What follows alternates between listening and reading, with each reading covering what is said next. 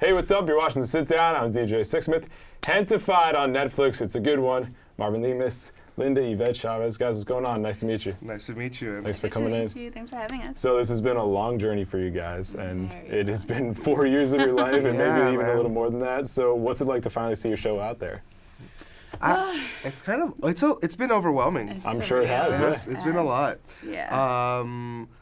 It's like everything we wanted for folks to feel and to walk away from the show.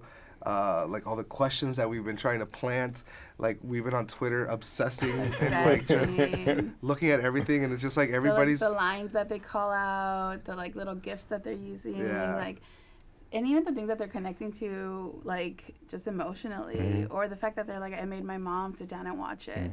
I made my kids sit down and watch it. Like the multi-generational part of it has been so like fulfilling, because we really wanted that. We wanted people to feel their whole families in the show. So to have people then binge it, and so now I'm binging it with my abuela, and I'm binging it with my nieces and nephews. It's wild. So I love it. Yeah, like there's like a tweet about like, what was it? Somebody saying like my dad. Like, Oh, you know, yeah. my dad. I haven't seen him like laugh so hard that he started wheezing. Like I haven't seen that in so long, and I was like, it just makes us feel so good, because I'm like, like you said, like we wanted something that would honor, like our cousins would like, and like it's gonna be something that's like feels fun and fresh. And there's that one guy who was like my can we curse?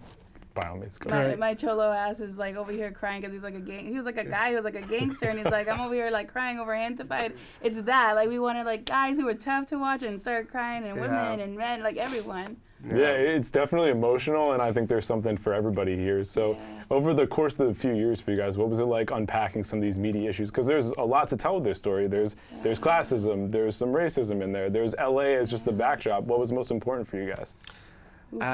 I think, well, what we boiled it down to is like, there's a lot of issues that we tackled, but we always boiled it down to community versus self. And I think, because we are dealing with identity and we're dealing with a class, but what we boiled it down to being community versus self, community meaning your neighborhood or your family or your friends versus yourself, because what we found when we were going into this story was the thing that we were struggling with, which is, as we chase the American dream and we're following the path that our parents set out for us, the path that they sacrificed everything for, and that they like constantly reminded us about and guilt tripped us about every time we were late to class, and as we do that, as we follow that, we kind of distance ourselves from our culture, and then it's so hard to navigate, chasing that American dream, but then also moving away from those traditional family cultural values that we grew up with, and having to figure out, like, can you have it all?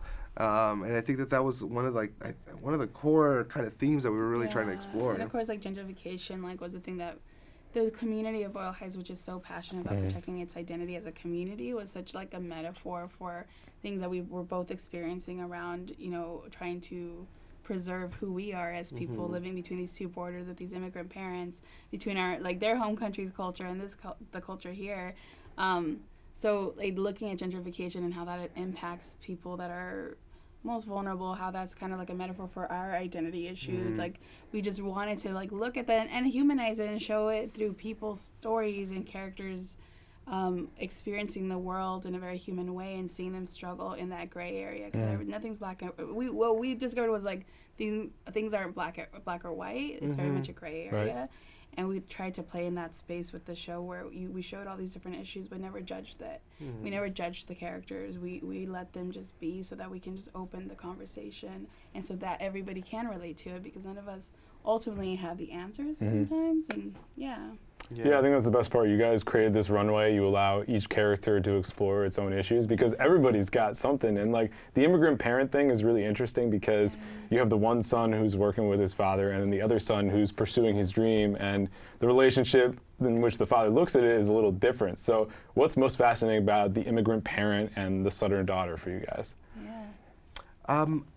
What's most interesting about it, I mean, like I was saying, like for us, it's like, as we chase that American dream, we kind of start to remove ourselves from our culture. We start to distance ourselves, and like, gentrification especially is like, as we're creating these spaces for ourselves, as like Chris and Eric are trying to create something that honors their culture and that is a space that feels like home and where they belong, which is something that we didn't get to grow up with that. Like, it's something that's very recent that we're starting to experience. Is like, you know, especially in LA, like Chicanos are creating these Mexican American spaces that feel so beautiful and so like full of pride.